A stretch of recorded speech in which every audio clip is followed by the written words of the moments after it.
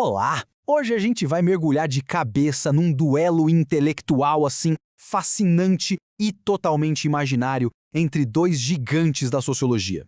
Imagina um ringue. De um lado, a ideia de que a nossa vida é na verdade um grande teatro e do outro, a convicção de que esse teatro é uma prisão. Então se prepara porque o debate de hoje é sobre a essência da nossa vida em sociedade.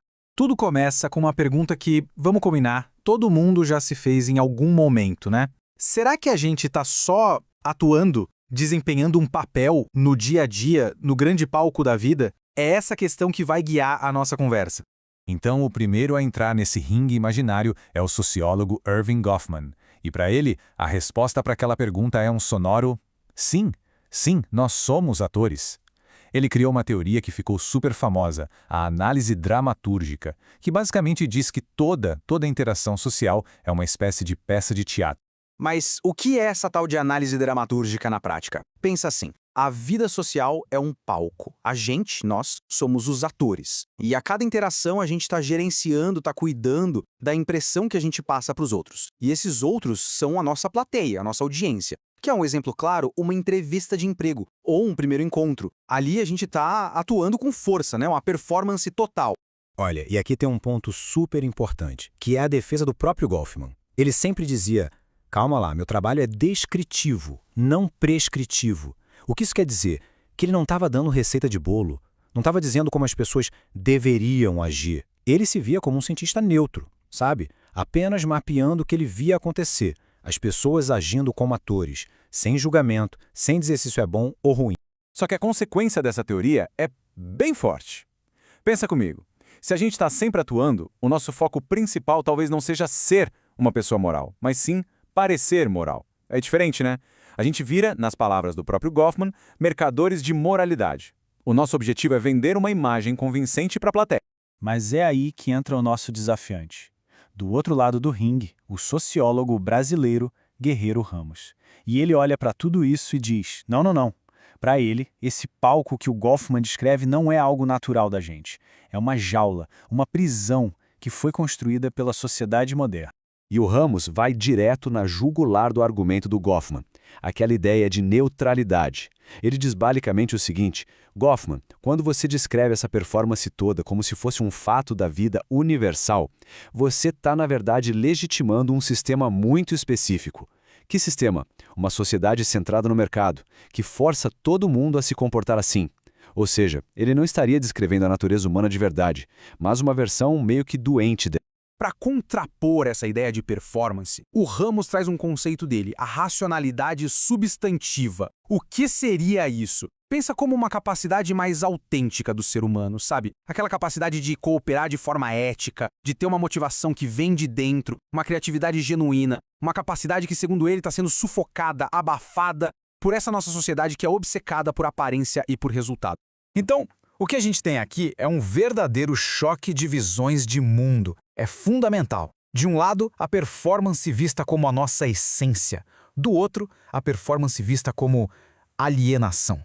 É uma briga de ideias sobre o que, no fundo, significa ser humano. Vamos deixar esse conflito bem claro, lado a lado. Para o Goffman, a natureza humana é performance. Ponto. A interação social é uma ferramenta para a gente atingir nossos objetivos. E o papel da ciência, só descrever isso aí. Já para o Ramos, a performance é alienação. A expressão autêntica não só é possível, como é o nosso estado natural. E o papel da ciência, ajudar a gente a se libertar, a se emancipar dessa jaula.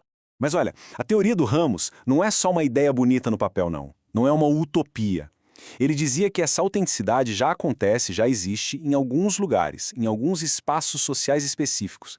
E ele deu nome para esses lugares: isonomias, que seriam espaços de igualdade real, e fenomenonias, que seriam espaços de criatividade que vem de dentro. Mas que espaços são esses, afinal?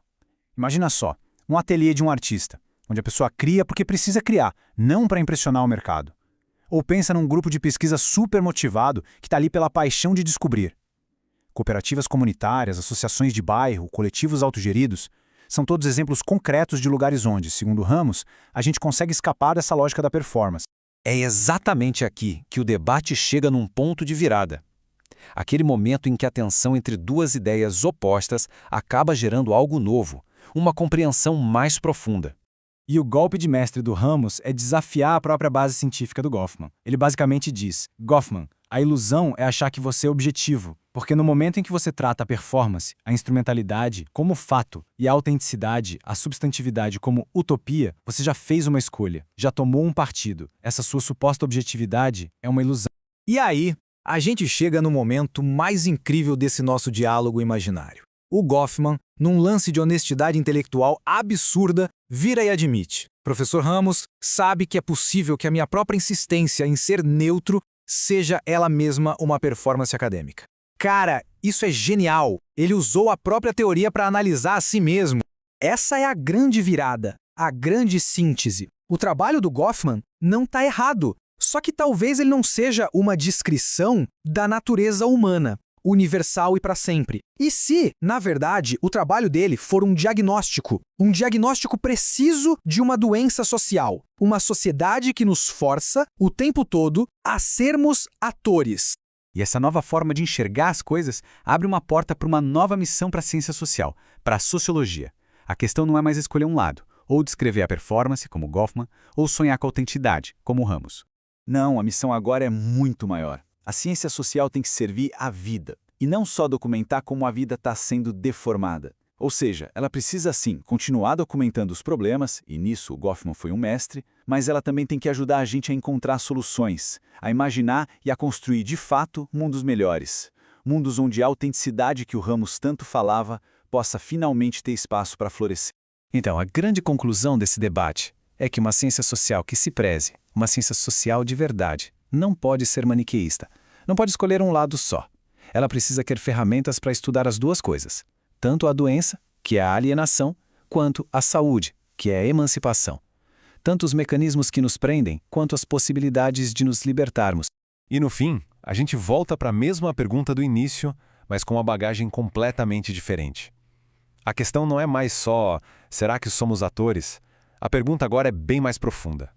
Qual é o nosso verdadeiro eu?